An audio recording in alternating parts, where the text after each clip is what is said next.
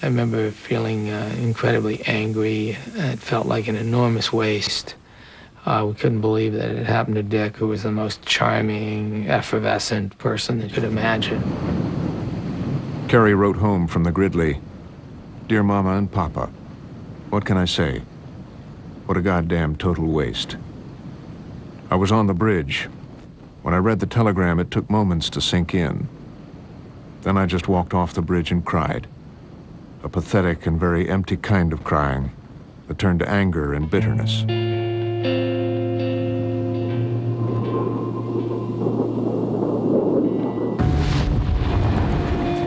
By 1968, the war had escalated.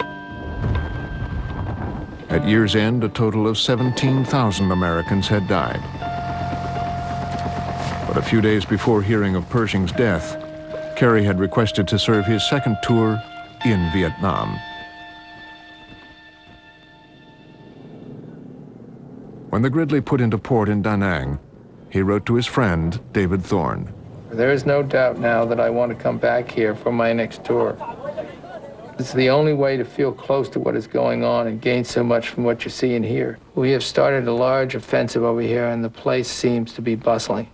B-52s wouldn't stop, and every 20 minutes or so, Marine Phantoms would take off and return from a mission up north. The whole atmosphere just pulsates with war in a fashion that papers and articles and movies on TV just don't capture.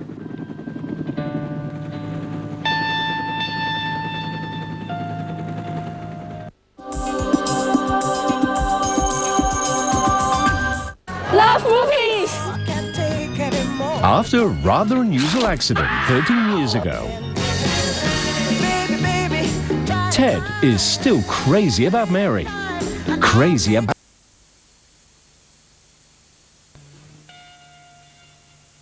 Attitudes toward the draft were shifting rapidly. By the time 1968 rolled around, everybody in the class of 68 was trying to figure out, A, how they felt about Vietnam, and B, what they were going to do about it. Is this something you wanted to be a part of? Did you feel that you had to be a part of this? And, you know, I think for a lot of us, the decision was no. There wasn't a lot of discussion in our group about the morality of the war. Was it the right thing or not? It was a very practical matter for us. The goal was to have as much say on how you spent those post-Yale years as possible, because if you didn't have a plan, somebody else was going to have one for you. And another thing that had happened at Yale, which I think was extremely important, was a good friend of ours, and was a friend of George's too, named George Carpenter, had gotten thrown out of Yale, and he got drafted. He got sent to Vietnam, and he got killed. And so it really brought it home. Just before graduation, George Bush applied to the Texas Air National Guard. A former Texas Lieutenant Governor, Ben Barnes, says he was asked by a now deceased Bush family friend to help smooth the way.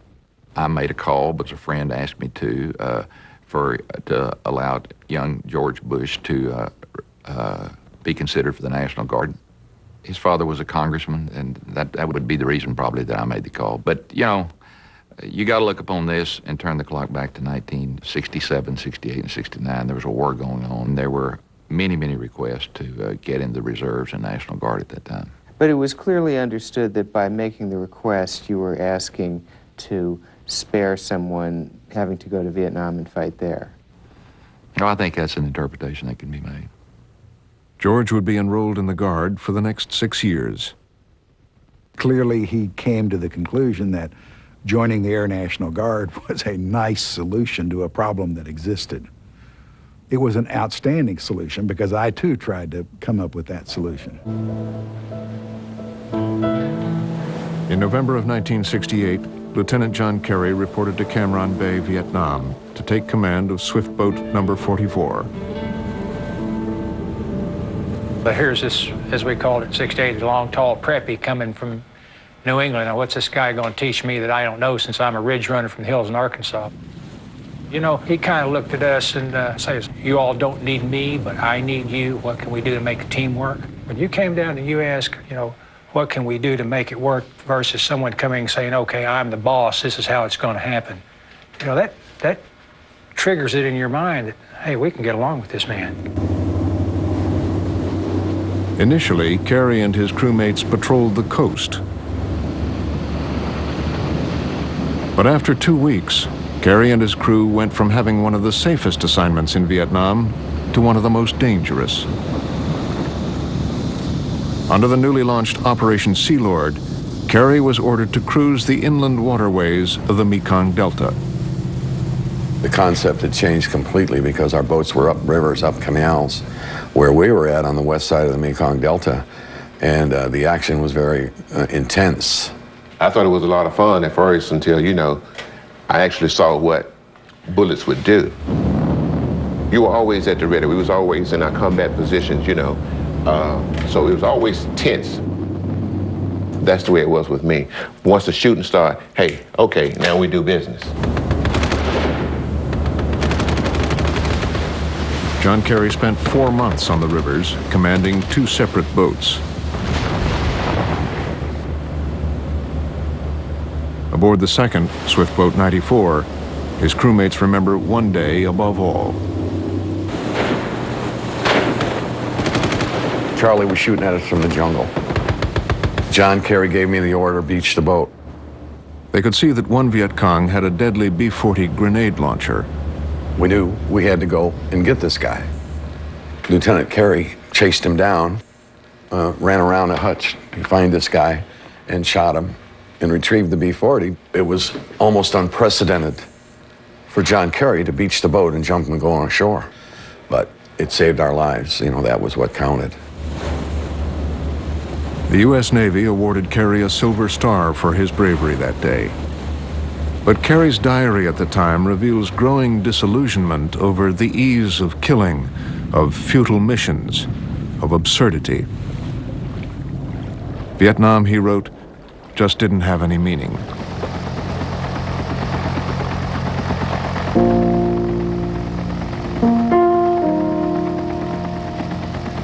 In March of 1969, Carey earned a Bronze Star for rescuing a fellow soldier under fire. Wounded for a 3rd time, he was now eligible for non-combat duty. He would serve the remainder of his tour as an admiral's aide in New York. The young guard pilot, George Bush, would never see combat, but he was a hawk on the war. He told friends the right approach in Vietnam was the one advocated by Barry Goldwater: unleash America's full military might. He and I were very strong Goldwater supporters, and we both had felt like if Goldwater had been elected in 1964, that the war would have been over in 1964. If it wasn't over, there wouldn't have been a Vietnam there for sure. In 1970, George's father was running for the U.S. Senate. George W. was on board learning the family business. George was very active in the campaign. The beginnings of being his father's sounding board started in 1970. I could see that. When George had a thought, he could give it to his father. When his father had a thought, he'd bounce it off of George.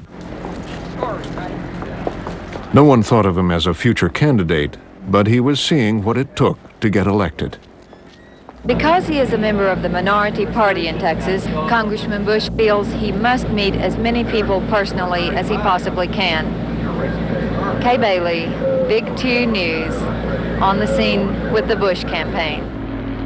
It appears that we've lost this race, and the only thing, needless to say, I congratulate Lloyd Bentsen. People remember that George W. had kept urging everyone to keep faith. As I said earlier, until the end, he refused to accept his father would lose. I feel kind of like Custer, you know, there were too many Indians. Well, there are too many Democrats in some of these counties, I guess. But the other thing is that I have a horrible problem between now and kind of figuring this out because I can't think of anybody else to blame. Thank you very much.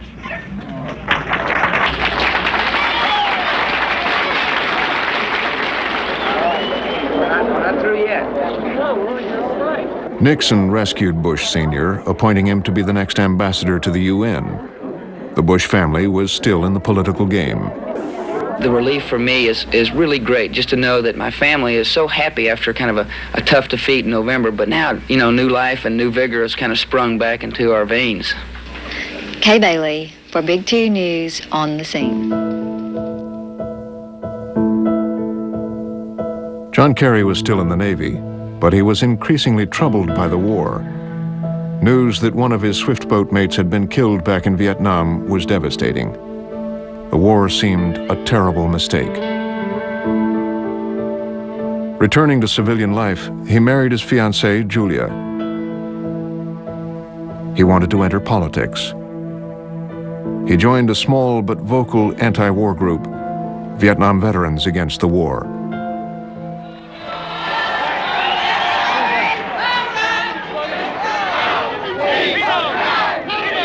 Bobby Muller was an early member of the VVAW. When veterans, for the first time in American history, came back from the war that they had fought in, took to the streets and openly condemned the very war that they had fought and had their buddies die and themselves wounded in, it was stunning. And the next slide is a slide of myself. It's me holding a dead body, smiling.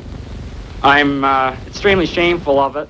In January of 1971, Kerry joined veterans in Detroit, where, as seen here, he listened to accounts of atrocities.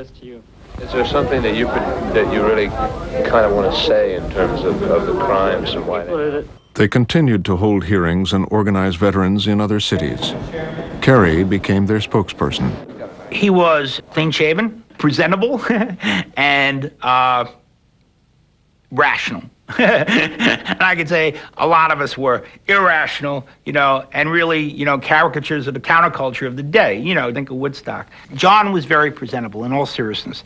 He spoke eloquently, he spoke in measured terms, and he was somebody that didn't turn off a lot of the people that we, at the end of the day, really needed to be talking to. Veterans have the chance of saying, telling the truth about this war more than any other group in the country.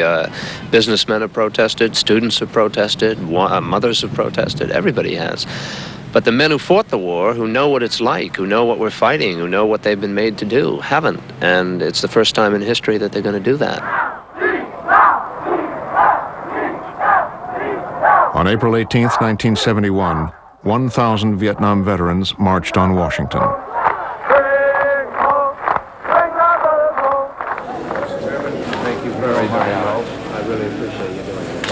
Senator William Fulbright, chairman of the Senate Foreign Relations Committee, asked the veterans leader to come up to the Hill. Several months ago in Detroit, we had an investigation at which over... Kerry recounted some of the atrocities he had heard in Detroit.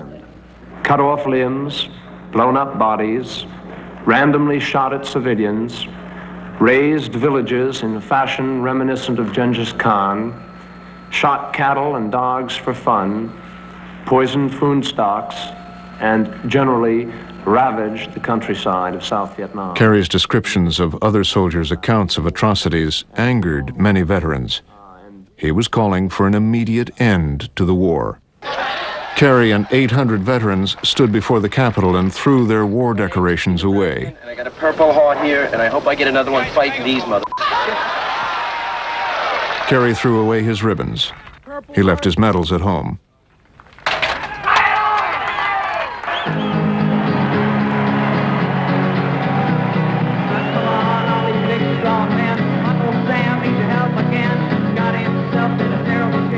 By the week's end, 250,000 protesters marched, danced, and partied on the Mall.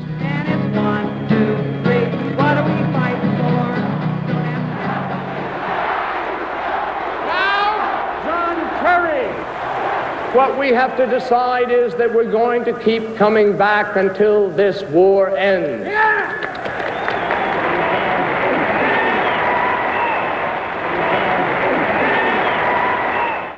Then moved to this house in Montgomery, Alabama. He was sent there to be political director for the Senate campaign of one of his father's friends.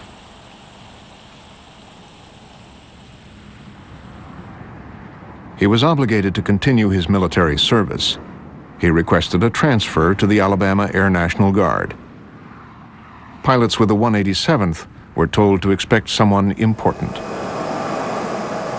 I was in the hangar up on the catwalk one day, and someone said to me, I don't remember who it was, but he said that there was someone coming to drill with us, so maybe a lieutenant.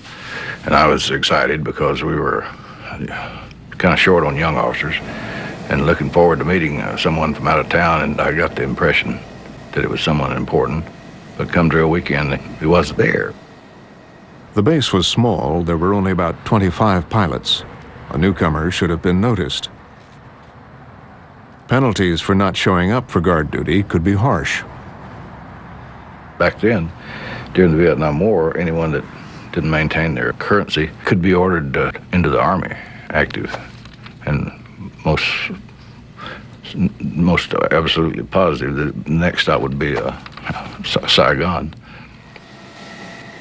Fellow campaign worker Murphy Archibald also got the impression that Bush was not doing any flight duty. I didn't see anything there at the office that indicated that George was had any guard responsibilities while he was in Alabama. I never saw him in uniform, never heard him talk about it. Archibald says that Bush didn't seem that interested in the campaign of Winton Red Blunt either. He almost every day would come in and laugh and talk about that he'd had a really tough night the night before. I thought it was odd that someone would feel comfortable coming into a political campaign and talk about how drunk they'd gotten the night before. He might rub some people wrong that don't like that kind of style, but that's who he is. Red Blunt's son insists Bush pulled his weight.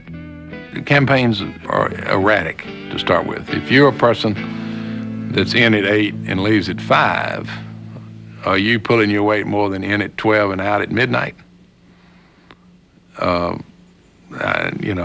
He pulled his weight, and he was, did he have a good time when he was here in Alabama? I hope so. Blunt lost the campaign, and by the time George moved back to Texas, he'd lost his flying status for failing to show up for a required physical. 1972 has been called Bush's lost year. Then in the summer of 1973, George applied for and got an early discharge from the Guard and enrolled in Harvard Business School. George's mother, Barbara Bush, says Harvard was a great turning point for him. I think he learned structure. This is the only picture we could find of him at Harvard. Some fellow students remember him as popular and irreverent. What he didn't have was a career. In the world that he was from, you really needed to be a businessman to get respect. That was the honored position. Against the war. I think you've got to reflect for a moment on the meaning of what's happening in Southeast Asia today. To many of his supporters, John was a rock star.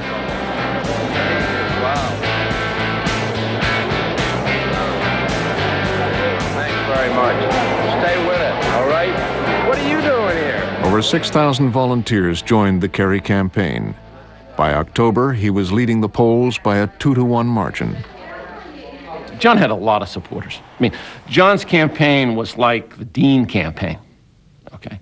It had that feel of, rather than have the internet, we didn't need the internet. We just had sort of a divided country, a lot of people with John. The truth is that we were a very young group, and John has said that we were a bunch of young and stupid kids, and I would say we were a bunch of young and very stupid kids. We were earnest and convinced of the rightness of our cause, and I think naive and maybe a little bit I'm too convinced of the rightness of our cause. Overconfident, the Kerry campaign was blindsided by the local newspaper, the Lowell Sun, and its editor, Clem Costello. Costello was a very right-wing conservative guy who hated the idea of Kerry. I don't even know that he had much opportunity to meet John, but it was the idea of John Kerry that offended Clem Costello so much. Day after day, the paper printed full-page editorials that were treated like hard news about John Kerry in Vietnam, John Kerry the carpetbagger, John Kerry the radical, all of these kinds of things. One of the stories they delighted in writing was who's given money to John Kerry. You know, Leonard Bernstein is a contributor, and that's all you should need to know if you're from Lowell. Kerry's early lead vanished. He lost by almost 9 percentage points. Loss is an important lesson. I remember election night when John lost. He says to the crowd, I want to tell Clem Costello one thing. If I had it to do all over again, I'd be on the mall tomorrow with the veterans. You know, there was a stunning realignment. You know, you had everything going for you, and then suddenly, you were defeated, and you had no base. You came out of nowhere. You had no technical training of any kind as a lawyer or anything else. You had to go find a job. You were married, had a small kid on the way. You had to completely readjust your sights, and it was just it was a very difficult period. After the campaign, Kerry opted for the more conventional path to political office. He entered Boston College Law School in September of 1973.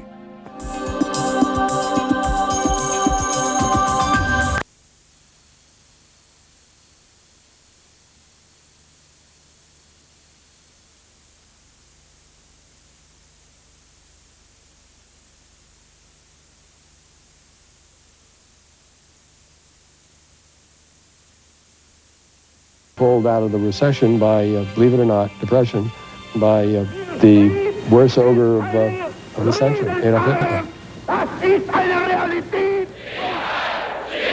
The burgeoning threat of fascist war brought to America and the Dow the one scarce commodity that the law of supply and demand had not been able to produce over a threadbare decade: money.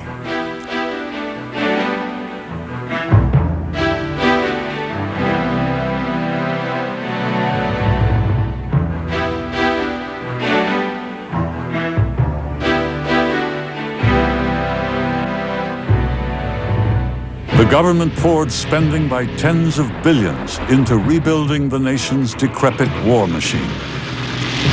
Suddenly, America's empty pockets were being refilled.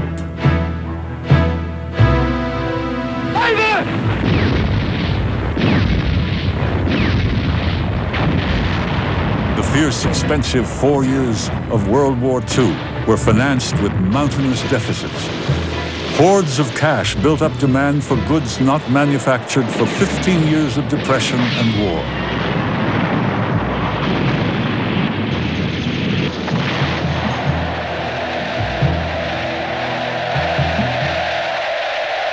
When the Great War ended, the Dow reawakened with a sustained roar.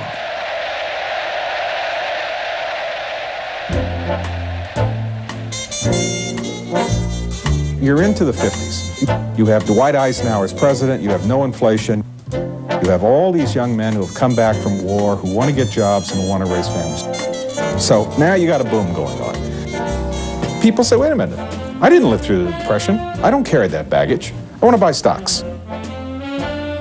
In 1954, the Dow finally climbed back up to 381, the high before the crash of '29. It took a world war and 25 years of forgetting to get there.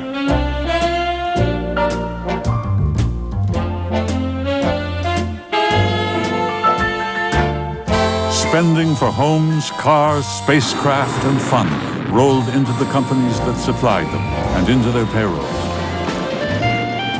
Millions of workers entered an explosively growing middle class that fueled an unprecedented prosperity over the 50s and 60s and a demand for the friendly giants of the Dow. The hallowed canyons of the old financial district filled with new buildings, new companies, new excitement, new ideas. And suddenly, as Charles Dow predicted, there emerged a nation driven by its financial markets as much as by its production. Fresh MBAs were suddenly shunning the old fast tracks, advertising, doctoring, engineering, and heading for the real bucks, Dowsville. They headed into the brokerages, the investment banks, bond houses, the mutual funds. With inflation almost non-existent and the Dow streaking north unimpeded no matter what, everybody who managed money was a hero. The market climate was euphoric. The old survivors of the great crash sounded their cautions, but the new breed of investor had the answer. This time is different. You know, over and over again, they keep saying this time is different, and it always turns out the market drops from a different cause, but the time is not different. The clouds on the Dow's horizon that were beginning to build through the 60s were so far away, in a place called Vietnam, that no one paid much attention to the voices of caution as guns began to fight butter for national spending. Inflation began to build. The government dealt with the inflationary squeeze of Great Society programs and the huge war costs by tinkering clumsily with price and wage controls. But America's bustling industries boomed on. In 1972, 76 years after Charles Dow began his average, the Dow reached 1,000. There were parties in all the brokerage houses. I remember being there. They were opening their champagne, the corks were popping.